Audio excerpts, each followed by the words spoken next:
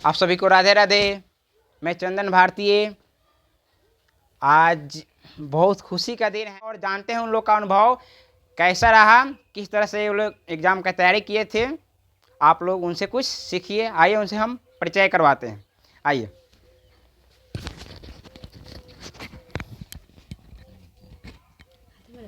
हाँ, बारे में एक्सपीरियंस अपना बताइए, कैसा रहा, आप किस तरह से तैयारी किए, बच्चों को थोड़ा बताइए। एग्ज़ाम बहुत बढ़िया रहा मेरा। और तैयारी भी ठीक ठाक था। मतलब पहले ठीक ठाक था कि सही था? स्टार्टिंग समय मतलब पढ़ाई पे बहुत फोकस था। मतलब हमारा ही क्या, सब बच्चों का पहले फोकस रहता है पढ़ाई में। मतलब स्टार्टिंग दौर मेरा बहुत बढ़िया रहा। इसके बाद मतलब पढ़ाई छोड़ते नहीं थे। इसके बाद थोड़ा सा बीच में मतलब मेरा पढ़ने से मन हट गया। मेरा पढ़ाई से फोकस मतलब पढ़ते थे, लेकिन अब साइंस पढ़ते पढ़ते मेरा मन उग गया था। मतलब कुछ और पढ़ना चाहते थे हम। मतलब आउट ऑफ सिलेबस मतलब कुछ बुक पढ़ना चाहते थे। तो मतलब लेकिन कुछ क्यों क्यों मतलब मन हुआ जी? अब साइंस केवल पढ़ते पढ़ते हमारा मन नहीं कर रहा था मतलब साइंस पढ़ने का। और 2 साल के बाद साइंस पढ़ना, उसमें तो कोई सिलेबस में भी नहीं पढ़ना पड़ता था। केवल फिजिक्स केमिस्ट्री मैथ बायो वही पढ़ना रहता था। और मतलब हम सोचते थे कि कुछ अलग पढ़े, कुछ अलग पढ़े। मतलब होमवर्क भी कंप्लीट करते थे, इसका मतलब ये नहीं कि छोड़ दिए थे अपना सिलेबस। पढ़ते थे बट मतलब चाहते थे कि कुछ हम और भी पढ़े। तो मतलब कुछ और बुक भी खरीद कर कुछ कुछ पढ़ते थे, सिलेबस भी पढ़ते थे। इसके बाद फिर मतलब एग्जाम का टाइम नजदीक आने लगा तो कहे नहीं, ये पढ़ने से नहीं होगा। हमको मतलब अपने सिलेबस पर फोकस करना होगा। तो फोकस किए। और मतलब ये बात है कि हम तो बायो पढ़े ही नहीं थे, उसमें मेरा इंटरेस्टिंग नहीं था, जबकि मेन था मेरा वही। वैसे ही मतलब पासिंग मार्क के लिए पढ़े थे। पासिंग मार्क्स के लिए। हाँ। मतलब ऐसा नहीं था कि हमको समझ में नहीं आता था, लेकिन उसमें मेरा मन नहीं लगता था बायो पढ़ने में।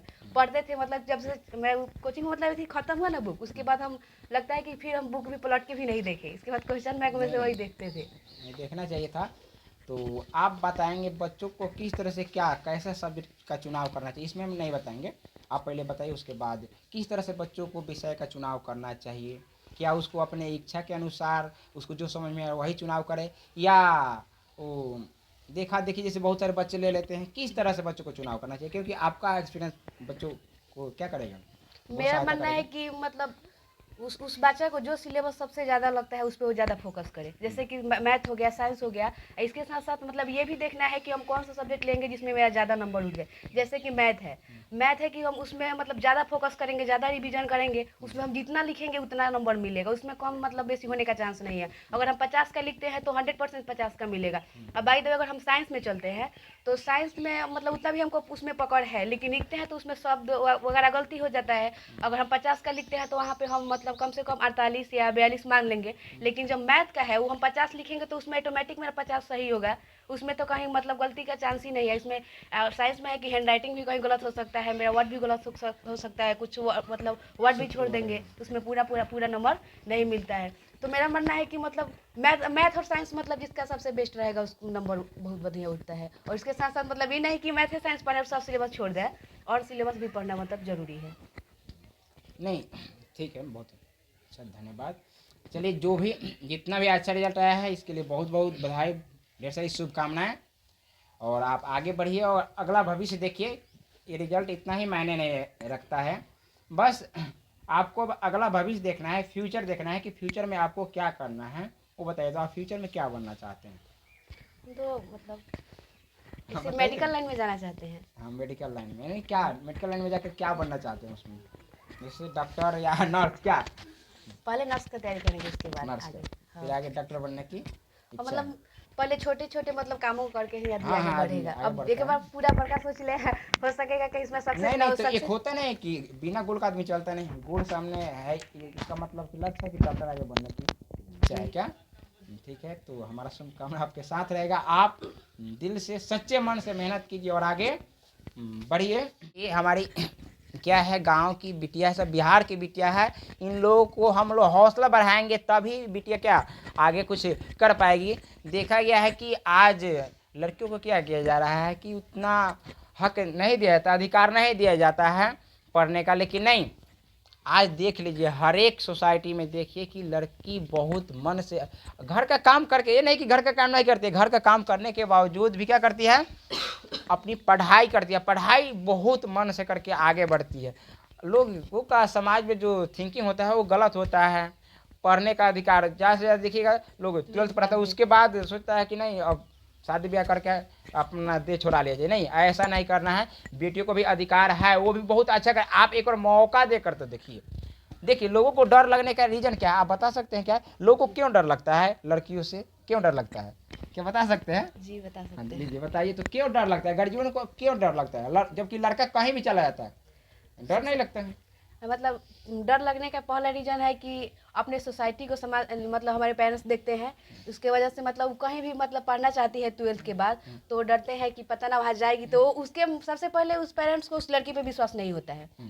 और दूसरा रीजन है कि मतलब उस सोसाइटी पे भी उनको विश्वास नहीं होता है, और वो चाहते हैं कि अगर कहीं जाएगी कुछ उसके साथ गड़बड़ हुआ, चाहे कुछ दूसरा भी एनीवे कोई भी रीजन हो सकता है, इसी की वजह से वो कहीं पढ़ने देना नहीं चाहते हैं। जबकि लड़का है वो कहीं भी फ्री है, आज़ाद है, वो कहीं भी रह सकता है, कुछ गलती भी करता है तो उसको मतलब कुछ नहीं हो पाता है। और मतलब एक बात है कि मतलब लड़की कुछ गलती करती है तो उसको उसका कुछ बचता भी नहीं है, और लड़का का कुछ होता भी नहीं है। मतलब इसी रीजन से सबसे पहले मतलब गर्जियन का कहीं नहीं मतलब भेजने का कारण यही होता है कि उनका इज्जत रहता है, ठीक है। लेकिन हम सब लड़की एक जैसे नहीं होती है, मतलब पेरेंट्स को ये मानना होगा। और दूसरे के मतलब कुछ कोई लड़की कुछ मतलब कर देती है तो उसके देखे देखी पेरेंट्स का होता है कि मेरा भी लड़की नहीं पढ़ेगी, उसको भी नहीं, उसके साथ साथ मतलब सब लड़की के साथ मतलब गलत होने लगता है। लेकिन मतलब मेरा मानना है कि पेरेंट्स अपने मतलब लड़का लड़की पर यकीन करें, विश्वास करें कि मेरा लड़का लड़की ऐसे नहीं है, और लड़की को भी या लड़का को भी अपने पेरेंट्स के ऊपर उतना बिलीव दिलाना होगा। मतलब कहीं भी जाए मतलब गर्जियन संकोच ना करें कि मेरी लड़की है, वो मतलब हम हमेशा पॉजिटिव सोचे उनके पेरेंट्स की हमारी लड़की अच्छी है, इससे नहीं करेगी। तो इसके लिए सबसे पहले इतना विश्वास बना दीजिए कि कभी वो सोचेंगे ही नहीं कि मेरी लड़की ऐसी है चाहे वैसी है।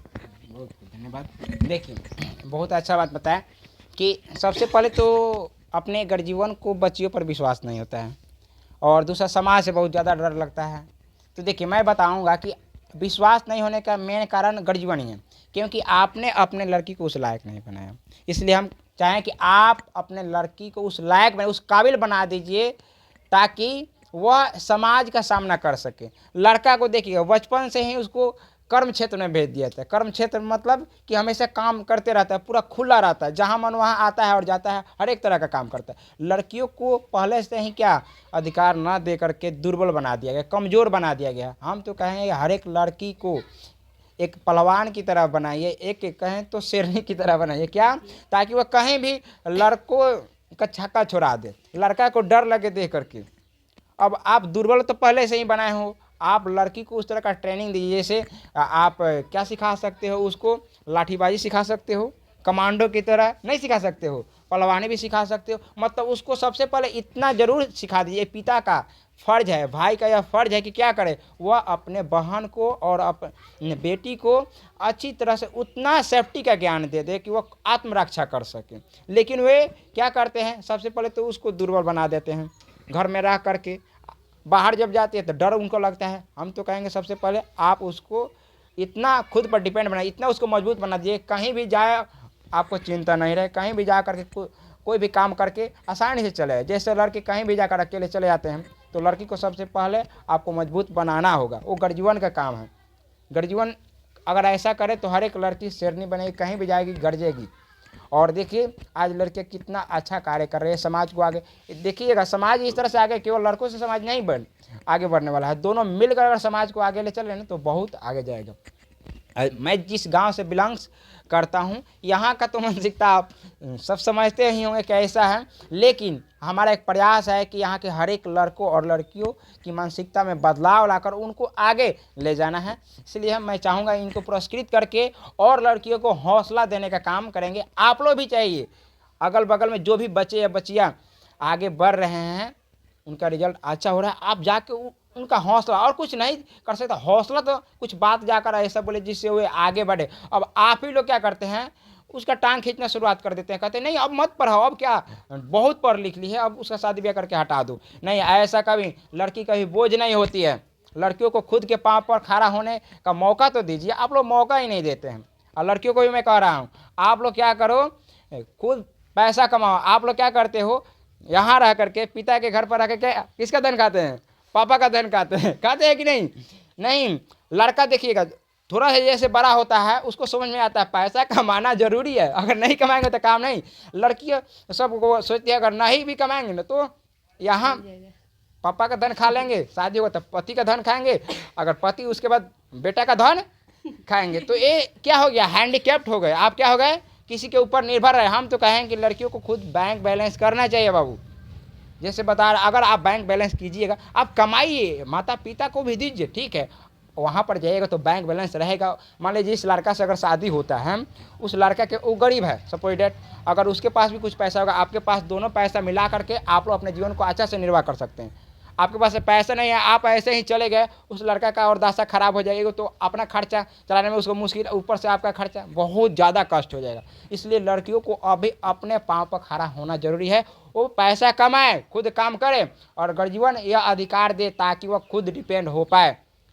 आप लोग उसको हैंडीकैप्ट मत बनाइए, अधिकार दीजिए, ठीक है। इनको सामान्य लड़कियों को एक तरह से या सभी समाज को एक तरह से संदेश ये दिया जाए कि लड़कियों को आप लोग अधिकार दीजिए, उसे आगे बढ़ाने में मदद कीजिए। मेरा बस मकसद है कि हौसला एक बढ़ाना, ये हौसला बढ़ा करके ताकि बच्चे और बच्चियाँ आगे कुछ करे भविष्य में अच्छा। गमछा, ये क्या है, गमछा आप लोग समझते हैं बिहारियों का क्या है, शान है, इसी में बिहारी का जान है, यही हम सबका पहचान है। इसलिए हम चाहेंगे कि बिहार की बेटी है यह, इस गमछा का इज्जत रखेंगे, समझ में आया ना जी।